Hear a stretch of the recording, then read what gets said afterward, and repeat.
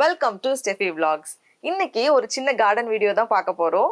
இங்க ஹியூஸ்டன்ல வருஷத்துக்கு 100 நாளுக்கு மேல நல்ல மழை பெய்யும்.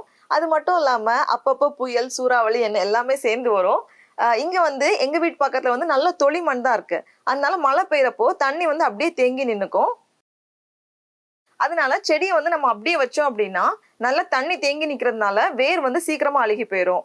அதனால பெரிய பெரிய செடிகள் எல்லாம் வந்து கொஞ்சம் தூக்கி வச்சிருக்கோம். தண்ணி வந்து அப்படியே வடிஞ்சு போயிடும்.